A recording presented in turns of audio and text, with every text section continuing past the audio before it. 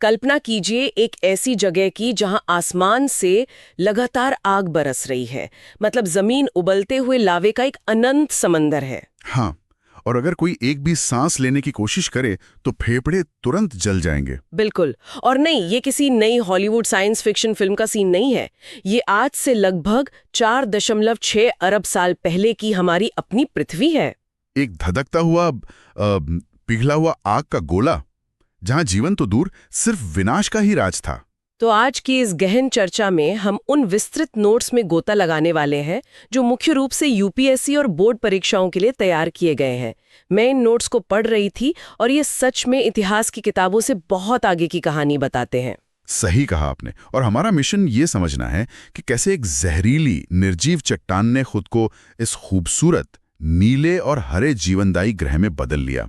ये सिर्फ एक गर्म चट्टान के ठंडे होने की कहानी नहीं है, बल्कि भूवैज्ञानिक, वायुमंडलीय और जैविक प्रक्रियाओं का एक बहुत ही जटिल ताना बाना है। तो चलिए इस कहानी की बिल्कुल शुरुआत से शुरू करते हैं। इन नोट्स में सबसे पहली जिस चीज ने मेरा ध्यान खींचा वो है शुरुआती पृथ्वी का वायुमंडल। मतलब आज हम बहुत ही मजे से ऑक्सीजन और नाइट्रोजन के मिश्रण में सांस लेते हैं। हाँ, आज का एटमॉस्फेयर तो बहुत संतुलित है। लेकिन 4.6 अरब साल पहले की कहानी कुछ और ही थी। उसमें मुख्य रूप से सिर्फ 2 ही गैसें थीं, हाइड्रोजन और हीलियम, और वो वायुमंडल बहुत ही पतला था। असल में उसे वायुमंडल कहना भी शायद तकनीकी रूप से सही नहीं होगा, क्योंकि वो इतना हल्का और अस्थिर था। देखिए, हाइड्रोजन और हीलियम ब्रह्मांड के सबसे हल्के तत्व हैं। अच्छा। जब सौरमंडल बन रहा था तो यही गैसें हर जगह मौजूद थी। लेकिन पृथ्वी उस समय इतनी ज्यादा गर्म थी, बिल्कुल एक भट्टी की तरह, कि वो इन हल्की गैसों को अपने गुरुत्वाकर्षण से पकड़कर नहीं रख पाई। या मैं इसे थोड़ा विजुलाइज करने की कोशिश कर रही हूँ। ये कुछ ऐसा है जैसे एक ओवरहीटेड ओवन हो जिसका तापमान बर्दाश्त के बाहर है और उसमें गैस के नाम पर सिर्फ हाइड्रोजन और हीलियम भरी हुई है। बिल्कुल सटीक एनालॉजी है। तो ऐसी स्थिति में जीवन तो दूर की बात है, एक साधारण पत्थर का अपनी जगह पर टिकना भी मुश्किल है। लेकिन मेरा सवाल ये है कि अगर वो गैसें वहां थीं तो वो गईं कहाँ? मतलब क्या वो बस अंतरिक्ष में उड़ गई? उड़ नहीं गई, बल्कि उन्हें उड़ा दिया गया। उड़ा दिया गया? किसने? हमारे युवा सूर्य से उठने वाली भयंकर सौर हवाओं ने, यानी सोलर विंड्स ने। उन्होंने एक झाड़ू की तरह काम किया। सूर्य से आने वाले रेडिएशन और तेज हवाओं ने पृथ्वी के आसपास मौजूद उस पतले आवरण को पूरी तरह से अंतरिक्ष में धकेल दिया। अरे बाप रे! मतलब पृथ्वी पूरी तरह से नग्न और असुरक्षित हो गई थी। ना तो ठोस जमीन थी और ना ही कोई हवा। ये तो किसी भी ग्रह के लिए एक बुरे सपने जैसा है। हाँ, एकदम बंजर। तो फिर ये सब बदला कैसे? ये ओवरहीटेड ओवन ठंडा कैसे हुआ? इस पूरे बदलाव की पहली सीढ़ी थी तापमान में गिरावट। और ये रातों रात नहीं हुआ, इसमें करोड़ों साल लगे। ऑब्वियसली। अंतरिक्ष का तापमान बेहद ठंडा होता है। चूंकि पृथ्वी की बाहरी सतह सीधे अंतरिक्ष के संपर्क में थी, इसलिए उसने धीरे धीरे अपनी गर्मी खोनी शुरू की। और विज्ञान का एक बहुत ही बुनियादी नियम है, जब कोई पिघली हुई चीज ठंडी होती है तो वो ठोस होने लगती है। अच्छा, तो सतह जमने लगी। हाँ, पृथ्वी की बाहरी सतह के साथ भी यही हुआ। वो ठंडी होकर सिकुड़ने लगी और एक सख्त पपड़ी में बदलने लगी। इसी सख्त बाहरी आवरण को आज हम क्रस्ट कहते हैं। तो बाहर से तो पृथ्वी एक सख्त खोल में बदल रही थी, जैसे किसी गर्म दूध के ऊपर मलाई जम जाती है। बिल्कुल सही, मलाई वाला उदाहरण एकदम सटीक है। लेकिन नोट्स ये बताते हैं कि असली ड्रामा तो पृथ्वी के अंदर चल रहा था। यहां पर स्रोतों में एक बहुत ही महत्वपूर्ण अवधारणा का जिक्र आता है, डिफरेंशिएशन। हाँ, डिफरेंशिएशन, ये बहुत अहम है। सुनने में ये शब्द किसी भारी भरकम वैज्ञानिक फॉर्मूले जैसा लगता है। ये आखिर है क्या? अगर हम इसे ग्रेविटेशनल डिफरेंशिएशन कहें तो समझना ज्यादा आसान होगा। ये गुरुत्वाकर्षण के कारण होने वाला अलगाव है। अच्छा, मतलब ग्रेविटी चीजों को अलग कर रही थी। हाँ। जब पृथ्वी बाहर से ठंडी होकर मलाई की तरह क्रस्ट बना रही थी, तब वो अंदर से पूरी तरह से ठोस नहीं हुई थी। अंदर से वो अभी भी उबलती हुई अर्ध तरल अवस्था में थी, सेमी लिक्विड स्टेट में। बिल्कुल। और इसी सेमी लिक्विड अवस्था में गुरुत्वाकर्षण ने अपना खेल शुरू किया। उसने पृथ्वी के अंदर मौजूद सारे तत्वों को उनके घनत्व यानी डेंसिटी के आधार पर छांटना शुरू कर दिया। अच्छा, इसे अगर मैं एक रोजमर्रा के उदाहरण से समझूं तो ये बिल्कुल वैसा ही है जैसे हम एक ग्लास में पानी और तेल मिला दें। थोड़ी देर बाद क्या होता है? गुरुत्वाकर्षण के कारण पानी जो भारी है वो नीचे बैठ जाता है और तेल हल्का होने की वजह से ऊपर तैरने लगता है। एकदम सही। तो पृथ्वी के अंदर भी पिघली हुई धातुओं और चट्टानों के साथ यही हो रहा था। हाँ, और उस तेल और पानी के गिलास वाले उदाहरण में एक चीज और जोड़ दीजिए। कल्पना कीजिए कि उस गिलास को भयंकर आग पर भी रखा गया है। उबलता हुआ गिलास। पृथ्वी के अंदर जो भारी तत्व थे, जिनका घनत्व बहुत ज्यादा था, जैसे लोहा और निकल, वो भारी होने के कारण पृथ्वी के बिल्कुल केंद्र की ओर डूबने लगे। और उनके वहां जमा होने से पृथ्वी का कोर बना, है ना? बिल्कुल। और दूसरी तरफ जो हल्के तत्व थे, जैसे सिलिकॉन और एल्युमिनियम के यौगिक, वो ऊपर की तरफ तैरकर आ गए और उन्होंने क्रस्ट को और मजबूती दी। तो भारी लोहा नीचे चला गया और हल्की चट्टानें ऊपर आ गईं। लेकिन ये तो बहुत ब्लैक एंड व्हाइट हो गया।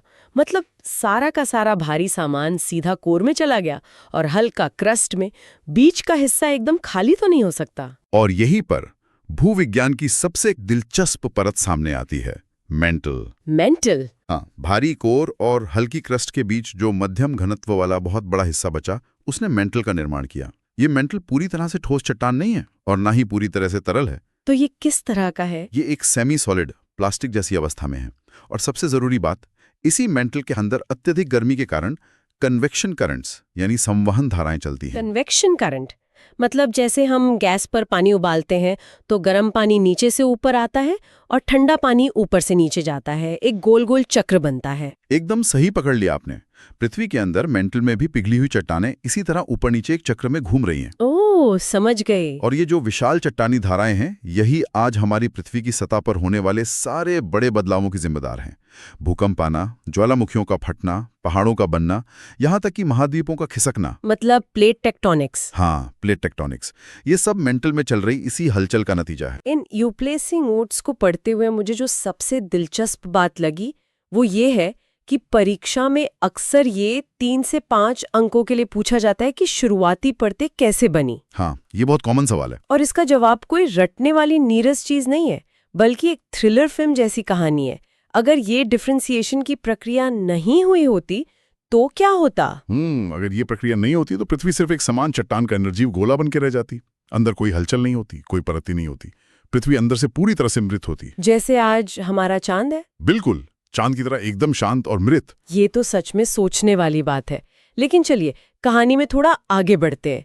डिफरेंशिएशन के कारण जो ये भारी लोहे और निकल का कोर बना, स्रोतों की यूपीएससी एनरिचमेंट वाले हिस्से में लिखा है कि इस कोर का असर सिर्फ जमीन के अंदर तक सीमित नहीं है। नहीं, इसका असर बहुत व्यापक है। इसका सीधा संबंध इस बात से है कि आज हम जिंदा हैं। ये कनेक्शन मुझे समझाइए। पिघला हुआ लोहा जीवन कैसे बचा रहा है? इसे समझने के लिए हमें उस कोर के काम करने के तरीके को देखना होगा। पृथ्वी के बिल्कुल केंद्र में मौजूद ये जो लोहे और निकल का विशाल कोर है, इसका बाहरी हिस्सा अभी भी तरल अवस्था में है। अच्छा, आउटर कोर लिक्विड है। हाँ, और पृथ्वी के घूमने के साथ साथ ये पिघला हुआ लोहा भी लगातार घूम रहा है। एक मिनट, पिघला हुआ तरल लोहा घूम रहा है तो क्या इससे चुंबक बन जाता है?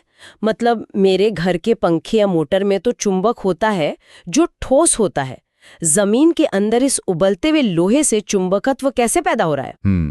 विज्ञान की भाषा में इसे डायनामो इफेक्ट कहते हैं। Dynamo effect? हाँ, जब इतनी भारी मात्रा में तरल धातु तेजी से घूमती है तो वो एक विशाल जनरेटर की तरह काम करने लगती है। इस गति से विशाल इलेक्ट्रिक करंट पैदा होते हैं। और जहां इलेक्ट्रिक करंट होता है वहां मैग्नेटिक फील्ड पैदा हो जाता है ना? बिल्कुल। इसी पिघले हुए लोहे के डायनामो ने पृथ्वी के चारों ओर एक विशाल चुंबकीय क्षेत्र यानी मैग्नेटिक फील्ड बना दिया। तो क्या ये चुंबकीय क्षेत्र हमारी उसी सौर हवा से रक्षा करता है जिसका जिक्र हमने पहले किया था, जिसने हमारा पहला वायुमंडल उड़ा दिया था? हाँ, एकदम सही। ये चुंबकीय क्षेत्र अंतरिक्ष में पृथ्वी के चारों ओर एक अदृश्य ढाल या इनविजिबल शील्ड की तरफ फैल गया। वाओ, एक शील्ड! अंतरिक्ष से, विशेष रूप से सूर्य से, लगातार खतरनाक सौर हवाएं और घातक रेडिएशन पृथ्वी की तरफ आते हैं। अगर ये चुंबकीय क्षेत्र न हो तो ये सौर हवाएं किसी भी नए वायुमंडल को टिकने ही नहीं देंगी। उसे फिर से अंतरिक्ष में उड़ा ले जाएंगी। बिल्कुल। मतलब हम अक्सर आकाश की तरफ देखकर सोचते हैं कि कोई हमें ऊपर से बचा रहा है, लेकिन असल में हमारे पैरों के हजारों किलोमीटर नीचे मौजूद एक पिघला हुआ लोहे का जनरेटर हमारी रक्षा कर रहा है। ये प्रकृति का एक बहुत ही शानदार मैकेनिज्म है। बन गया, लेकिन एक बहुत बड़ी समस्या अभी भी थी। अंतरिक्ष की तबाही से तो हम बच गए, लेकिन अगर हम उस वक्त वहां खड़े होते तो हम तुरंत घुटकर मर जाते। जाहिर सी बात है। क्योंकि सांस लेने के लिए तो हवा ही नहीं थी। और हवा का आना पृथ्वी के इतिहास का सबसे नाटकीय मोड़ है। जी क्योंकि शुरुआत का जो हाइड्रोजन और हीलियम वाला वायुमंडल था, वो तो सूर्य की हवाओं ने उड़ा दिया था। हाँ, वो तो गायब हो गया था। तो पृथ्वी के पास गैसों का कोई भंडार नहीं बचा था। तो ये हाइड्रोजन और हीलियम के जाने के बाद आज जो हम ऑक्सीजन, नाइट्रोजन और कार्बन डाइऑक्साइड देखते हैं, वो कहाँ से आई? क्या किसी धूमकेतु ने लाकर दी या कोई कॉस्मिक डिलीवरी हुई थी? वो डिलीवरी कहीं बाहर से नहीं, बल्कि पृथ्वी के बिल्कुल अंदर से हुई थी। और उस डिलीवरी मैन का नाम था ज्वालामुखी। रुकिए, ज्वालामुखी। आमतौर पर हम ज्वालामुखियों को तबाही और विनाश का प्रतीक मानते हैं। हाँ, ये एक आम धारणा है। जब भी ज्वालामुखी का नाम आता है, दिमाग में लावा, राख और सब कुछ जलकर खाक होने की तस्वीर बनती है। आप कह रहे हैं कि उन्हीं ज्वालामुखियों ने हमें वो हवा दी जिसमें आज हम सांस लेते हैं? सुनने में अजीब लगता है ना? बहुत अजीब कि जो चीज तबाही लाती है उसी ने जीवन की नींव रखी। विज्ञान ऐसे ही विरोधाभासों से भरा पड़ा है। इसे डी गैसिंग या आउट गैसिंग की प्रक्रिया कहते हैं। डी गैसिंग, अच्छा, ये कैसे काम करता है? जब पृथ्वी अंदर से भयानक रूप से गर्म थी, तो उस पिघले हुए मैग्मा के अंदर भारी मात्रा में गैसें फंसी हुई थी। जैसे जैसे पृथ्वी की सतह ठंडी होकर क्रस्ट बन रही थी, अंदर का दबाव बढ़ता जा रहा था। जैसे प्रेशर कुकर में होता है। बिल्कुल। और ये दबाव आखिर कैसे निकलता? ज्वालामुखियों के फटने से। तो जब ये ज्वालामुखी फटे तो सिर्फ लावा बाहर नहीं आया? लावे से कहीं ज्यादा गैसें बाहर आईं। करोड़ों सालों तक पूरी पृथ्वी पर हजारों लाखों ज्वालामुखी लगातार फटते रहे। उन्होंने पृथ्वी के अंदर गहराई में फंसी हुई गैसों को वायुमंडल में उगलना शुरू किया। और इन गैसों में क्या क्या था? इन गैसों में मुख्य रूप से जलवाष्प यानी water vapour, carbon dioxide, nitrogen और मीथेन शामिल थीं। अच्छा, तो इसी से हमारा सेकेंडरी एटमॉस्फेयर यानी द्वितीयक वायुमंडल बना? हाँ, ज्वालामुखियों के बिना पृथ्वी के पास गैसों का वो मिश्रण कभी नहीं आ पाता। इस नए वायुमंडल में कार्बन डाइऑक्साइड की मात्रा बहुत अधिक थी, जो शायद पृथ्वी को गर्म रखने के लिए जरूरी थी। बिल्कुल। उस वक्त सूर्य आज जितना गर्म नहीं था, तो ग्रीन हाउस इफेक्ट जरूरी था। और नाइट्रोजन ने एक स्थिर आधार दिया। हालांकि इसमें ऑक्सीजन अभी भी नहीं थी, लेकिन इसने एक जीवन समर्थक वायुमंडल की नींव रख दी थी। चलिए, तो अब हमारे पास एक ठोस जमीन है जिसे हम लिथोस्फेयर कहते हैं, एक चुंबकीय ढाल है और ज्वालामुखियों द्वारा दी गई हवा यानी एक वायुमंडल है। सही। आपने बताया कि इस हवा में भारी मात्रा में जलवाष्प भी आ चुका था। लेकिन जलवाष्प का मतलब पीने का पानी या समंदर नहीं होता। भाप में तो कोई मछली नहीं तैर सकती। हाँ, उसे तरल पानी में बदलना बाकी था। तो ये पानी में कैसे बदला? ये बदलाव भी पृथ्वी के ठंडे होने की उसी लंबी प्रक्रिया से जुड़ा है। जलवाष्प तो वायुमंडल में आ गया, लेकिन पृथ्वी की सतह अभी भी इतनी गर्म थी कि अगर एक बूंद पानी गिरता भी तो वो तुरंत उबलकर वापस भाप बन जाता। मतलब बारिश हो ही नहीं सकती थी। तो फिर समंदर बने कैसे? जैसे जैसे समय बीता और पृथ्वी का समग्र तापमान थोड़ा और कम हुआ, वायुमंडल में मौजूद वो सारा का सारा जलवाष्प संघनित होने लगा, यानी कंडेंस होने लगा। अच्छा, बादल बनने लगे। हाँ, जब जलवाष्प कंडेंस होता है तो वो बादलों का रूप लेता है।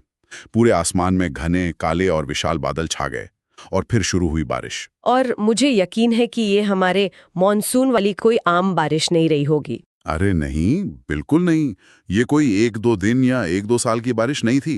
पृथ्वी पर लाखों सालों तक भयंकर और लगातार बारिश होती रही। लाखों सालों तक लगातार बारिश। जरा सोचिए, एक ऐसा तूफान जो रुकने का नाम ही नहीं ले रहा है। शुरुआत में जब पानी गिरता तो वो गर्म सतह से टकराकर फिर भाप बन जाता, फिर ऊपर जाता, फिर बादल बनता और फिर बरसता। एक तरह का एंडलेस लूप। हाँ, इस लगातार होने वाले चक्र ने पृथ्वी की सतह को और तेजी से ठंडा किया। और जब जमीन इतनी ठंडी हो गई कि पानी उस पर टिक सके, तब जाकर पानी इकट्ठा होना शुरू हुआ होगा। बिल्कुल। उस लाखों साल की बारिश के पानी ने पृथ्वी की सतह पर मौजूद विशाल गड्ढों और खाइयों को भर दिया, और इसी लगातार बारिश ने अंततः महासागरों और समुद्रों का निर्माण किया, जिसे हम हाइड्रोस्फीयर कहते हैं। हाँ, हाइड्रोस्फीयर का निर्माण। ये पूरे सिस्टम का क्या अद्भुत तालमेल है। पहले डिफरेंशिएशन से लिथोस्फीयर यानी जमीन तैयार हुई, फिर ज्वालामुखियों के आउट गैसिंग से वायुमंडल यानी हवा बनी, और फिर लाखों साल की बारिश से हाइड्रोस्फीयर यानी पानी का निर्माण हुआ। और इन तीनों ने एक दूसरे के साथ मिलकर काम किया। और नोट स्पष्ट रूप से बताते हैं कि जब ये तीनों चीजें एक साथ आ गई, पानी मिल गया, हवा मिल गई और तापमान स्थिर हो गया, तब जाकर वे अनुकूल परिस्थितियां बनी जिनमें जीवन पनप सकता था। और यहीं पर पृथ्वी के इतिहास का सबसे जादुई पल आता है, उन शुरुआती महासागरों के उथले पानी में, जहां सही तापमान और रसायनों का एक सूप मौजूद था। एक केमिकल सूप। हाँ, वहां पहली बार रासायनिक प्रतिक्रियाएं हुई और सबसे आदिम जीवन यानी प्रिमिटिव लाइफ फॉर्म्स की उत्पत्ति हुई। प्रिमिटिव लाइफ से आपका मतलब है वो एक कोशिकीय जीव जो महासागरों में पनपे? हाँ, सिंगल सेल जीव जैसे बैक्टीरिया। उन्होंने प्रकाश संश्लेषण यानी फोटोसिंथेसिस करना शुरू किया, कार्बन डाइऑक्साइड को सोखा और वायुमंडल में पहली बार ऑक्सीजन छोड़ना शुरू किया। वाओ, ऑक्सीजन आ गई फाइनली। और जैसे ही जीवन ने वायुमंडल को बदलना शुरू किया, पृथ्वी पर एक नए और सबसे महत्वपूर्ण मंडल का निर्माण हुआ, बायोस्फीयर। ये एग्जाम के नजरिए से एक बहुत बड़ा बिंदु है। इन नोट्स को देखकर समझ आता है कि अगर परीक्षा में 10 से 15 नंबर का बड़ा सवाल आता है कि पृथ्वी रहने योग्य कैसे बनी, तो आपको सिर्फ रटी रटाई बातें नहीं लिखनी है। बिल्कुल नहीं। आपको समझाना है कि कैसे लिथोस्फीयर, वायुमंडल और हाइड्रोस्फीयर एक दूसरे पर निर्भर है। किसी एक के बिना भी बायोस्फीयर का वजूद मुमकिन नहीं था। यही इवोल्यूशन की सबसे बड़ी खूबसूरती है। गुरुत्वाकर्षण, तापमान, गैसें और पानी, ये सब एक विशाल ऑर्केस्ट्रा की तरह एक साथ धुन बना रहे थे। कोई भी प्रक्रिया अलग थलग नहीं थी। अगर हम एक क्विक टाइमलाइन देखें तो ये कंट्रास्ट सच में रोंगटे खड़े कर देने वाला है। 4.6 अरब साल पहले की शुरुआत, एक गर्म धधकती हुई निर्जीव और जहरीली चट्टान जहां आसमान से आग बरस रही थी। और फिर एक लंबी थका देने वाली प्रक्रिया। हाँ, और आज विशाल नीले समुंदर, हरे भरे जंगल और एक ऐसा ग्रह जो अनगिनत प्रकार के जीवों का घर है। ये एक ऐसा ट्रांसफॉर्मेशन है जिसे गहराई से समझने के बाद आप अपने आसपास की दुनिया को कभी भी पहले जैसे नजर से नहीं देख सकते। सही बात है। हर एक पत्थर, हवा का हर एक झोंका और पानी की हर एक बूंद के पीछे अरबों साल का इतिहास छिपा है। चलिए, तो अब हम इस पूरी गहन चर्चा की मुख्य बिंदुओं को एक बार जल्दी से समेट लेते हैं, एक क्विक रिवीजन करते हैं ताकि सब कुछ साफ हो जाए। बिल्कुल। साल पहले एक गर्म और पिघले हुए अवन जैसे ग्रह से, उसके बाद कूलिंग यानी ठंडा होने की प्रक्रिया शुरू होती है। फिर गुरुत्वाकर्षण के कारण डिफरेंशिएशन होता है, जिससे भारी लोहा अंदर जाकर कोर बनाता है और हल्की चट्टानें ऊपर आकर क्रस्ट बनाती हैं। और उसी कोर के घूमने से डायनामो इफेक्ट के जरिए चुंबकीय ढाल बनती है जो हमें सौर हवाओं से बचाती है। हाँ, और उसके बाद ज्वालामुखी फटते हैं और आउटगैसिंग के जरिए जमीन के अंदर फंसी गैसों से नया वायुमंडल बनता है। फिर उसी वायुमंडल का जलवाष्प कंडेंस होता है, लाखों सालों तक बारिश होती है और हाइड्रोस्फीयर यानी महासागर बनते हैं। और अंत में जमीन, हवा और पानी के इसी सही संतुलन से महासागरों में जीवन की उत्पत्ति होती है और बायोस्फीयर जन्म लेता है। ये सब एक के बाद एक कड़ियों की तरह मजबूती से जुड़ा हुआ है। इस पूरे घटनाक्रम को देखने के बाद एक बहुत ही महत्वपूर्ण बात समझ में आती है। वो क्या? पृथ्वी का एक गर्म चट्टान से लेकर आज के जीवनदायी ग्रह तक का ये परिवर्तन कोई अचानक हुआ संयोग नहीं था। ये भौतिक, रासायनिक और भूवैज्ञानिक प्रक्रियाओं का एक अत्यंत जटिल और नाजुक संतुलन था। एक डेलिकेट बैलेंस। हाँ, एक ऐसा संतुलन जहां एक छोटी सी चीज के बदलने से पूरी प्रणाली तबाह हो सकती थी। और आपकी यही बात एक नए और गहरे विचार को जन्म देती है। इस 4.6 अरब साल के इतिहास को आधार बनाते हुए जरा सोचने वाली बात है। पृथ्वी को इस एकदम सही और संतुलित वायुमंडल, जलवायु और जीवन समर्थक व्यवस्था तक पहुंचने में पूरे 4.6 अरब साल लग गए। बिल्कुल। अरबों सालों की भूवैज्ञानिक हलचलें, ज्वालामुखियों की करोड़ों सालों की मेहनत और लाखों सालों की बारिश, तब जाकर ये मंच तैयार हुआ जहां हम लोग आज सांस ले रहे हैं। लेकिन अगर मानवीय गतिविधियां, हमारे द्वारा किए जा रहे प्रदूषण और अंधाधुंध औद्योगिकरण उस नाजुक संतुलन को महज कुछ 100 सालों में बिगाड़ दें, तो क्या होगा? ये वाकई डरावना है। जो सिस्टम 4.6 अरब सालों के संघर्ष से बना है, क्या हम उसे चंद सदियों में दांव पर नहीं लगा रहे हैं? क्या पृथ्वी का ये जीवनदायी स्वरूप हमेशा के लिए वैसा ही रह पाएगा? ये एक ऐसा सवाल है जो इस पूरी कहानी को जानने के बाद हमें अपनी जगह पर रुककर सोचने पर मजबूर कर देता है। और इसी विचार के साथ हम आज की इस गहन चर्चा को यही विराम देते हैं।